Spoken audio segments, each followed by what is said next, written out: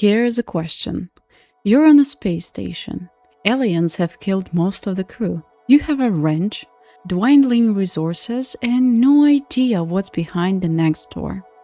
Someone alive asks you to find a pioneer skill blueprint. Do you do it?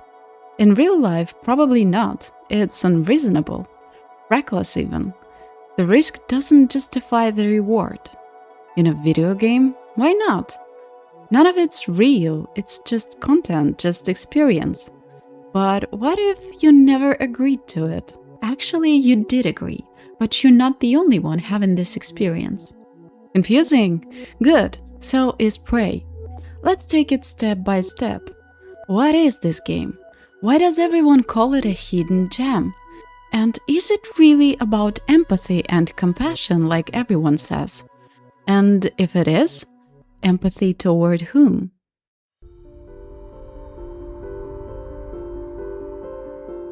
A few months ago, I googled something trivial. Top 10 genius games that were underappreciated in that time.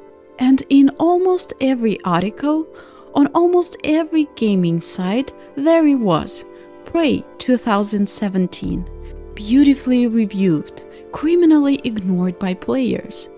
The illegitimate child of Bioshock and Deus Ex, set on a space station. And hey, I love all those things. Turns out, Prey was everything they promised and absolutely nothing like any of them. I got more than I wanted, including things I didn't want at all. Give me a second, I promise I'll start making sense soon.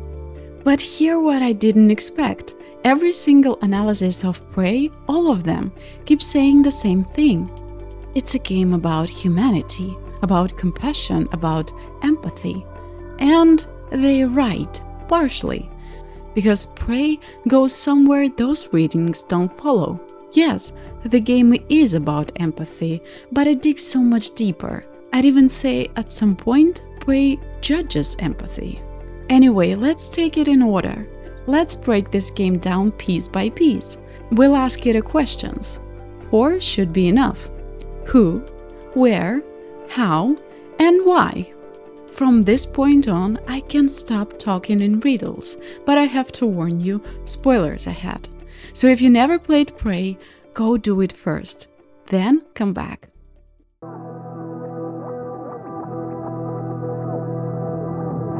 Meet Morgan Yu, the main character, the protagonist, vice president of TranStar Industries, second child in a very wealthy and influential family. We can choose Morgan's gender, but not their appearance, not their name. And here's the interesting thing, throughout the entire game you will never see your face. That moment when you pick the gender, that's the only time. Not in reflections, not in cutscenes, not in endings, not in flashbacks. Only in family photos, in the avatar of audio logs or video diaries left for yourself. But never in the flesh during gameplay. And you never hear your own voice either, not in dialogue, not in a scene, only in recordings, only in the archive. Let me rephrase. We don't know what the person we control looks like. We don't know how they sound. We only told that we are Morgan Yu. This is important. It's March 2032. Morgan Yu wakes up in their apartment. Today is the first flight into orbit. Older brother Alex gets in touch and guides us through the events. A helicopter arrives. Tests await us. The tests look like a standard tutorial. Mechanics, controls, basic skills. A few reaction tasks. A few questions. It seems like just a way to introduce the player to the game. But it's not a tutorial. Remember that, we'll come back to it. The test is almost over, and then everything cuts out. Typhon attacked the crew right before our eyes. We are sedated. We wake up again in the same apartment the same day. Everything seems like it's starting over. Only now there is a dead employee in the corridor. The environment has changed, and someone contacts us, speaking with our voice, asking us to get to a certain place to find out the truth. What happened yesterday was real. If you want to know what's going on, first, You need to get out of your apartment building. Here's the truth. It's not 2032, it's 2035. Morgan has been on Talos 1 for 3 years already. So what is actually happening in the world of Prey, and where did we end up? We're on Talos 1, a space station built to study the Typhon. Aliens first encountered in Earth's orbit back in 1960s. The Typhon are deadly, extremely dangerous, and possesses incredible abilities. Twice already humanity has crossed paths with them. Twice we lost. First on a Soviet satellite, then on the station built around it. The cage, Kletka. But in the name of science and profit, an international mega-corporation called TranStar decided not to leave the Typhon drifting in space. Instead, they built their own station, Talos 1, right on top of the cage. And that's where we are now. And we are TranStar's vice president. At least, that's what they told. And during those 3 years, Morgan voluntarily implanted Typhon Neuromods, because Neuromods are TranStar's main invention. Tiny devices implanted into the brain that grant new abilities. Want to speak 3 languages? Go ahead. Want to repair tech like an engineer? No problem. Oh wait, there is a problem. The thing is, when a neuromod is installed and removed, part of the memory is erased. But memory is experience, and experience is personality. If you install and remove them long enough, the brain starts to resemble a sieve. The psyche becomes unstable. Traits that weren't there before begin to emerge. I didn't agree to any of this, all right? That Morgan is not me. I would never... Do you know what's going on in psychotronics? Do you? Let me make a small digression about mechanics that isn't really about mechanics. In the game, if you implant a neuromod and change your mind later, you can't just remove it and pull it out of your head. You can only load an earlier save. That is, go back to the point before the decision was made. Coincidence or not, I don't know, but it perfectly matches the logic of the world. Pulled out a neuromod, lost the memory, loaded an old save, erased everything that happened after. The game and the character's reality operate by the same rules. But let's go back to the story. So Talos 1 is overrun by Typhon. Morgan emerges from the time loop with zero understanding of what's happening.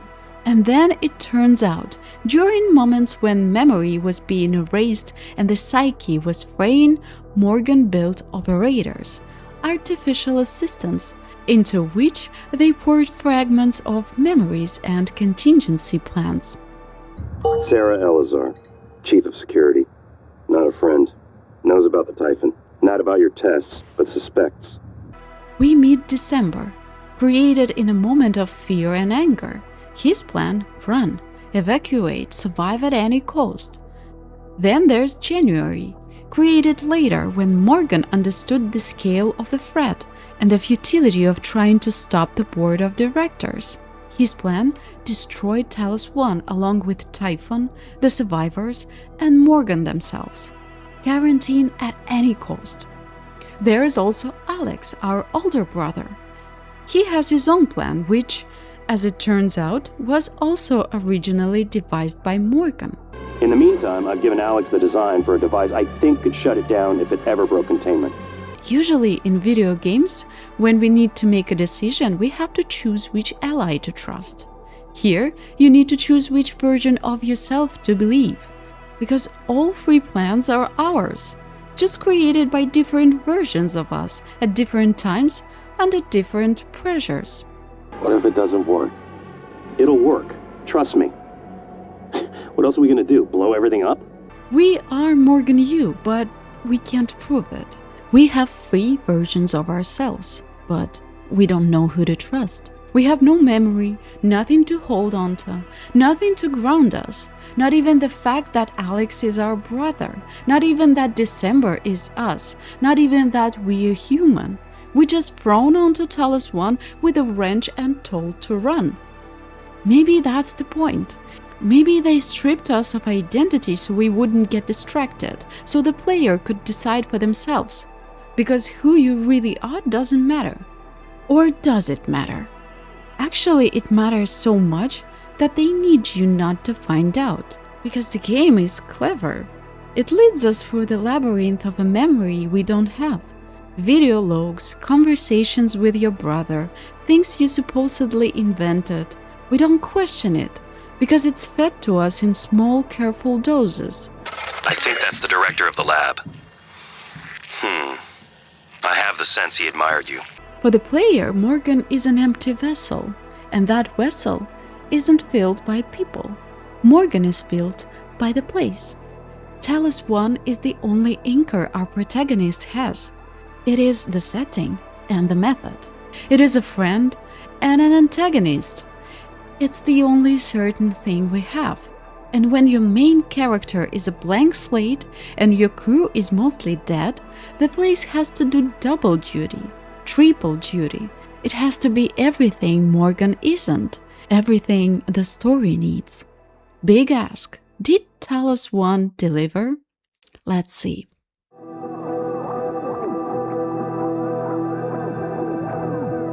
Talos 1 is my favorite character in this game. Yes, a character. And the way the level designers build it, it's a masterclass. I say that without exaggeration. Let's start simple. Talos 1 is logical. Not logical for a video game, but logical as a real place. Like an interconnected organism, a place of cause and effect. If you need to find something on the station, just stop and think where it would be in real life.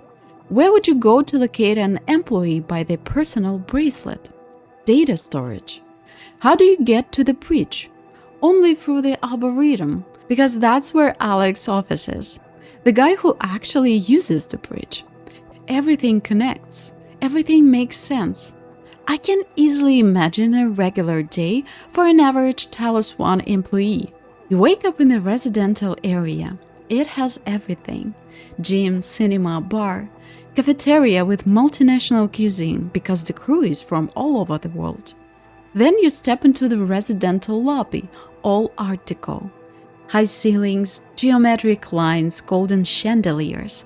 Even the security post is called the concierge desk because it's projects that need securing. People need comfort. The only exit from the residential area doesn't lead to a workspace or the ship's hull. It leads to the Arboretum. Living gardens, greenhouses, greenery in the middle of space.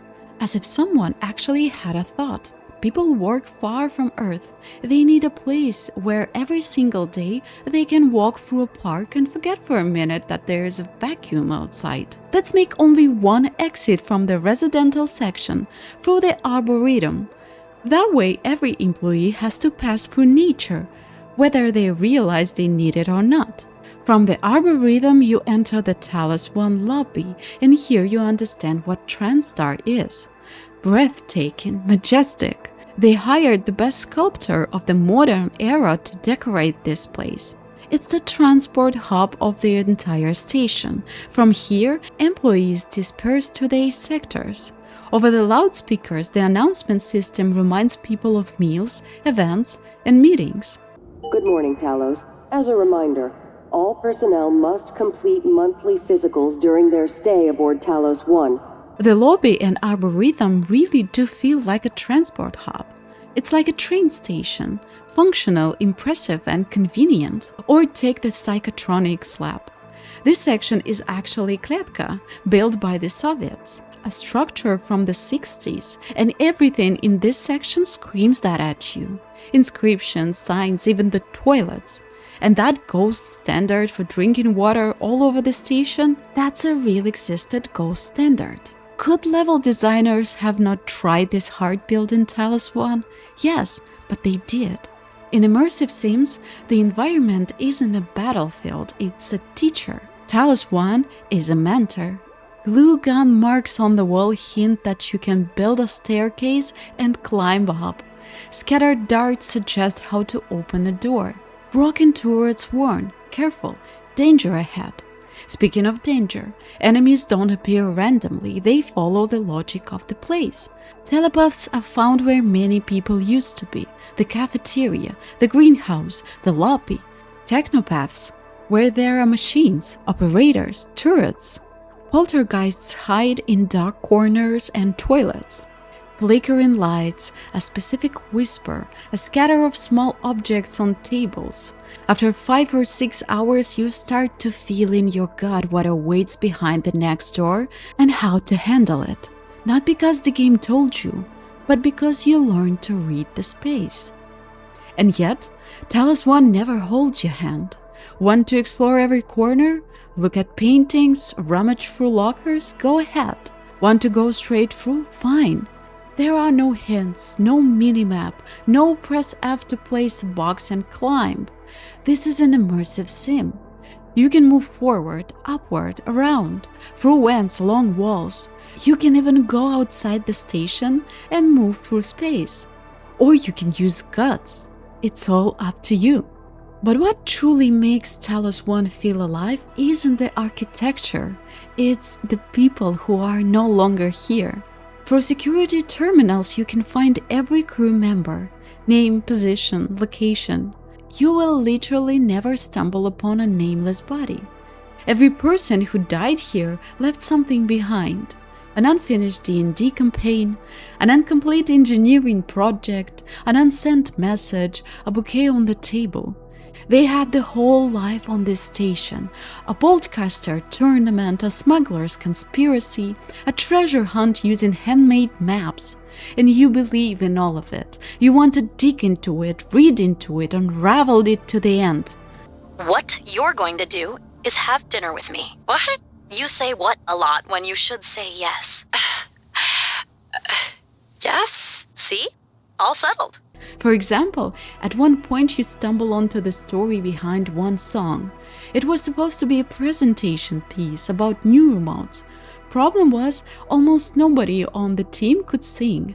So most of them just implanted singing Neuromods, just to record one track. Neuromods to sell Neuromods. And honestly, this song is a banger.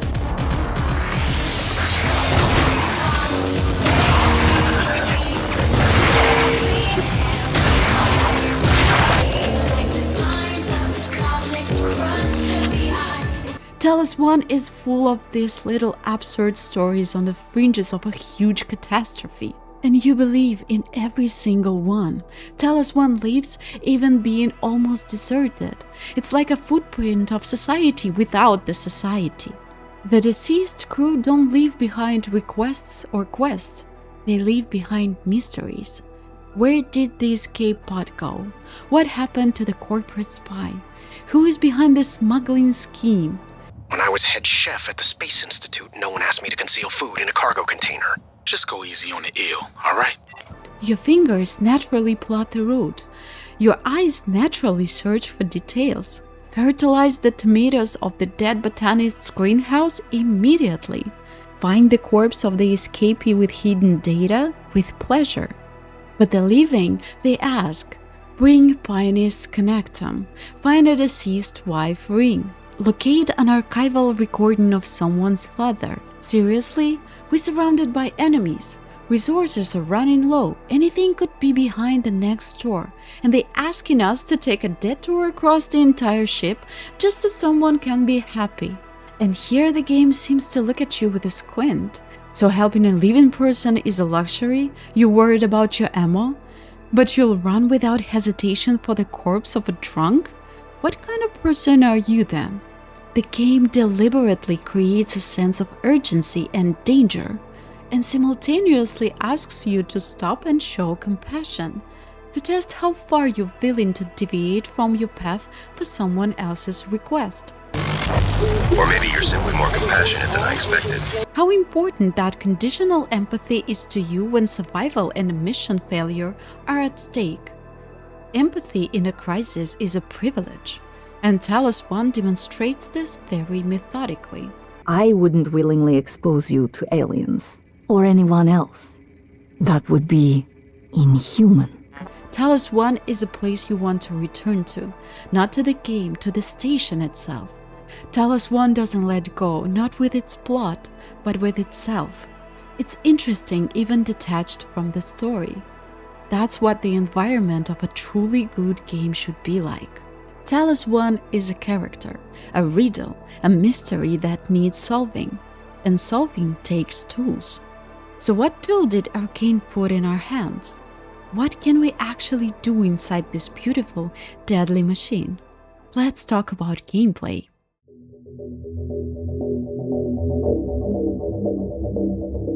I believe every game should have a fuck yeah moment. Let me explain what that is. The first 40 minutes in Prey are humiliation. All you have in your inventory is a wrench. Piercing violins are playing, and it's generally a bit creepy. Somewhere nearby, a creature that could look like the stool you just tripped over or the medkit you really need to pick up. Was that vase of flowers here 10 minutes ago? The paranoia sets in. For the first 40 minutes, I crept through the Talos 1 lobby, hugging the wall, swinging that wrench in front of me like a lifeline. But then, imperceptibly, gradually, about 2 hours in, something clicks. Fuck yeah. You stand up straight, reload your shotgun, and look at mimics completely differently. You tell the phantoms it's you who's locked in here with me, and when the nightmare first appears, huge, terrifying, hunting only you don't think I'm doomed. You think, I wonder how much loot I can get of it. That's the moment the game irrevocably makes you fall in love. It's no longer scary, it's terrifyingly interesting. And then the game lays everything it has on the table. And let's be honest, you barely touch half of it. Instead of the usual skill points, we have neuromods. On one side, human abilities. Run faster, carry more, walk quieter, hack turrets. That alone is already enough. But then there are Typhon abilities. Mimicry, telekinesis, mindjack. You can create a phantom from a nearby corpse, mind control another enemy, and roll into battle 3 against 1. You can mimic a deadly operator and fly among enemies, picking them off one by one. Stealth, sabotage, traps, deception, and that's not even touching the physical weaponry. The humble recycler grenade alone can be a weapon, a tool to clear obstacles, and a way to lighten your inventory all at once. The game honestly warns you. Insert too many Typhon abilities, and turrets will start seeing you as a threat. It scares you with this, even rewards you with an achievement if you go through without using any at all. So it's possible. On a second playthrough, a third maybe, for the sake of experiment. But on the first, remember the test at the very beginning, the one that seemed like a tutorial. The first question, where would you go on vacation? A familiar place or a new one? That's not a question for gathering statistics. It's the game asking you how you'll play. Will you stick to what you know or try something different? Most choose new, of course. We're open-minded, curious, ready for anything. Let's check. Here's a Steam achievement. Mimic 20 different objects. Mimicry is the first Typhon ability we get. The very first, the most basic, actually useful. You didn't even have to fully upgrade it, just use it. So that achievement is held by 5% of players. 5. The same thing with all the achievements related to Typhon abilities. It's like gamers just don't use them at all. Prey laid out a buffet for us. Take whatever you like, use it however you want. We grabbed the french fries, ran around with a shotgun, and then complained that Immersive seems boring. Or take the ways to explore the world. You can get through a locked door a dozen different ways. Turn into a mug, shoot a dart for the gap, hack the lock, use telekinesis, recycle the obstacle, lift the obstacle, climb the wall with glue cannon, squeeze through a vent, oh yeah, find the code eventually. The only limits? Your imagination and that very openness to new things they asked you about in the test. Quests work the same way. Some affect the ending, some give useful blueprints, some do nothing at all, some are on a timer. And the timer isn't always obvious. Sometimes there's a quest marker, sometimes just a note saying find Jean. locate her by yourself. You can fail a quest because you hesitated, because you didn't connect the dots, or because you deliberately chose to, or because you killed the wrong person. Yes, you can kill almost anyone at almost any time. Even January can be disabled the moment they finish explaining the mission. Remember those free plans for dealing with a typhon outbreak? You might think they're just an ending choice, but they're actually the logic that builds your entire playthrough. Playing Quarantine? Then those people stuck in the escape pod are in a rescue mission. They are liability. Side quests are just noise. Move fast, waste nothing, don't look back. The plan was always to burn it all. Why stop now? Playing survival? Then you don't owe anyone anything. That locked door has a code and a survivor knows it. You could protect them, build turrets, escort them through hell. Or you could kill them right where they stand and take the code off the body. Fast and clean. Playing human? Congratulations. Double the effort, triple the time, 5 times the walking. You'll cross the entire station for a stupid request.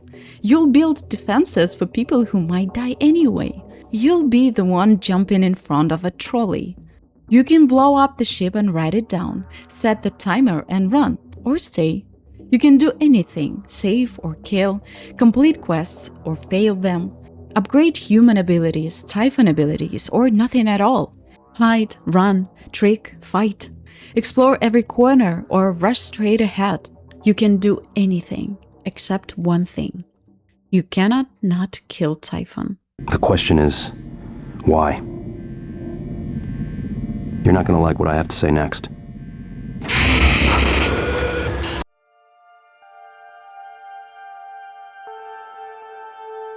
You cannot not kill Typhon. You can spend the whole game running past them, hiding, distracting, gluing them down.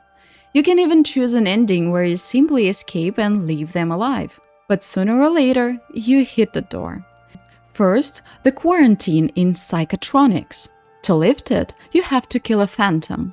Can't go around it, can't distract it. Kill it. Then another door, the main lift. To activate it, you need to kill the technopath. In the game where you can do almost anything, there is exactly one thing the game will never let you choose: mercy toward your own kind. And that matters, because you are not Morgan you never were. You are a Typhon, an alien creature implanted with human memories and placed in an artificially created simulation. Convinced you are human, given a name, a history, a brother. All this time they observed you, studied you.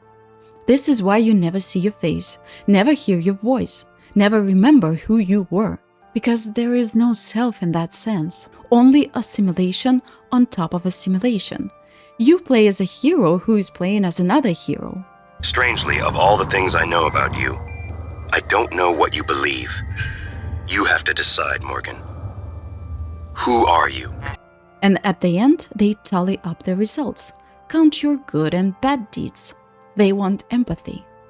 Alex Yu stands in front of you in the finale. He's taking an exam. Did you save the crew? Did you let them die? Did you show compassion? He's keeping score, deciding if you're human enough. Now let's look at how the game showed us those very people, the ones we're supposed to feel compassion for. There are 2 types of subjects on that station. Volunteers like Morgan, who get neuromodes and then being studied, recorded, and observed. And then there are the convicts, former prisoners brought from Earth. They are fed to the mimics, alive, so that Typhon multiply, so they can be killed again, harvested for exotic matter, turned into neuromodes, and sold. Humans feed humans to monsters. For progress. For profit, naturally with full empathy toward each other, and none whatsoever toward the creatures they're farming. You know how neuromods are made. The demand will only increase. In the future Alex envisions, many will die for the benefit of a privileged few. And now they want empathy from you. But not toward everyone, only toward them. But let's stop for a second. What even is empathy? Someone will say it's an emotion, but not quite. They lack mirror neurons. For all their wonderful abilities, there's one thing we can do that they can't. Empathize with the suffering of another living creature.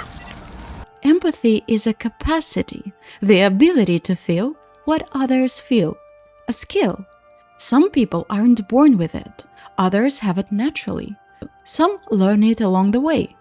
But here's the danger. Like any skill, you can develop it badly. You can point it sideways or toward only one group and stay blind to everyone else. You can be incredibly empathetic and still be wrong about who deserves it. That's exactly what Alex and the operators are doing. They're implanting a skill in us, a capacity, another personality trait, and watching how well it takes. We, at Typhon, are placed in a simulation and taught empathy, but exclusively toward humans. We are praised if we save the crew, condemned if we let them die, but no one praises us for being 100% empathetic, for not killing anyone at all. That achievement doesn't exist. That option isn't provided. And it destroyed a large number of Typhon across the station. That has to be a good sign. In one of the most varied games of the genre, neutrality toward your own species or toward everyone on the station in general is simply not an option. If Prey were really about compassion, we would have the option to choose absolute compassion toward everyone on Talos 1, but we don't. Instead, we get a twisted, broken version of empathy. I wouldn't be surprised if they copied the connectum of this skill from Morgan. Permission to release? Morgan? What you do kills us both. Release. The test was never, can you develop empathy? The test was, can you learn to value us more than your own kind? Can you absorb our hierarchy? Can you become one of us despite how we treated both your kind and our own? They implanting the wrong empathy in us, like a violent skill recorded from someone who plays it badly. Alex, you lost. Earth fell, the Typhon won. But he is still there, in that room, evaluating you. He offers you a choice, but what choice is it? Shake his hand, accept his rules, his version of dialogue, or refuse. Prove he was right about you all along. Prove that you're just a monster. You lose either way. There are no winners in that chair. And here's the thing, his intentions aren't pure evil. They're not even illogical. Humanity wants to survive, it wants a dialogue. He's trying to build a bridge, to find common ground, to prove that coexistence is possible. But look at how they're doing it. They hand you a gun, lock you in the box with your own kind and say, shoot. Alex is convinced that humanity deserves compassion by default, simply because it's human. But humanity didn't want dialogue when it was feeding convicts to mimics. It didn't want coexistence when it was harvesting Typhon for exotic matter and selling the results as consumer neuromods. The conversation about empathy started exactly when humans ran out of other options. Compassion as a last resort isn't compassion. It's a negotiation tactic. And he still has the audacity to call it a dialogue. But if you dare to play Prey again, this is where it gets really interesting. Because now you have all the cards. You know who you are. You know what they want from you. Now you pay attention to that strange recording. The one where they planned this whole experiment. The new neural structures would need to mature over a series of actual experiences. Or simulated ones. What? Simulate the experiences. On the second playthrough, you finally try the rest of the buffet. Now that you know all the rules, you can play on your own terms. You can play knowing it's all fake and kill people without hesitation. So what? I'm a Typhon. You can play the perfect human and then kill everyone in the final scene. Revenge for this whole experiment. You can simply escape in the middle of the game and let the whole station burn. Or you can choose no side at all, just play for achievements, set your own goals. No one is safe when saving anyone isn't your mission. Here's the thing. The more I read about how people played Prey, the more I kept seeing the same phrase over and over. I couldn't let them die. I spent 30 hours saving them. 30 hours, real time, real effort. You got so invested that you started making choices against your own instincts. You swallowed the hard feelings and did the right thing because turning back felt too late. But on the second playthrough, you can finally let all that go. You will never understand family. You don't even understand what it means to be human. You can play the way you want. You are the one running the experiment now. Now, when all sides have all the information, the experiment is finally clean. You've been tested the whole game. Save the fat man, kill the fat man, sacrifice yourself, or just stand there and observe. But here's the thing. You can't make those choices with only half the truth, with only the illusion of truth. Now you have it. They put you in that chair. They already slapped a label on you, decided who you should become, measured how well you managed it. Because in Prey, empathy is just another neuromod. And whether to keep it installed, that's up to you. We failed. This isn't the one. Start over.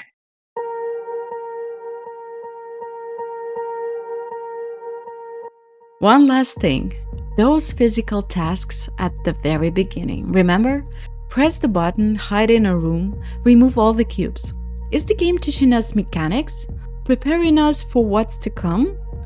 Something is off. The examinees behind the class are acting strange.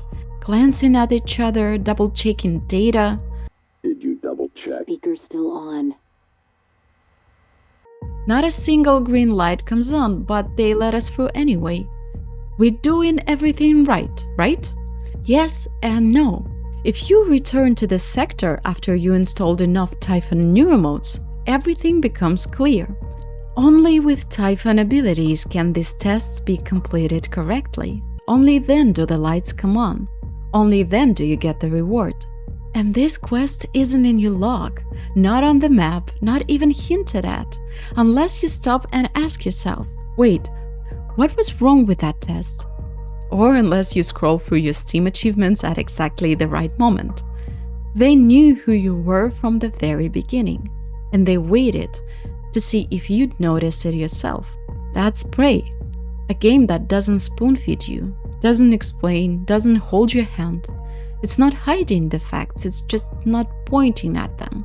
And I will never believe that the people who made something like this simply wrote the word empathy in huge blinking letters and called it a day. That would be too simple, too unlike them. Because Prey is about empathy, but not the kind that gets celebrated. The broken kind, the selective kind, the kind that's been carefully aimed and handed to you as though it was your own. But honestly, at the end of the game, when everything clicks into place and you finally know the truth, didn't you feel cheated? Some people call that a flaw, Shyamalan-level twist, information that devalues everything that came before. I'd argue the opposite.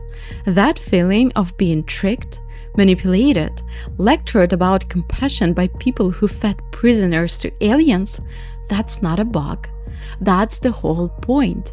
Prey wants you to stand up and say, wait a minute. Just because you're human doesn't mean you're humane. Maybe you are the ones who need to develop some empathy. And even then, even after they judged you, measured you, decided what you are, you still have one move left. Stop pretending and enjoy the hell out of it. So tell me, did you shake Alex's hand? Why? And how did it feel?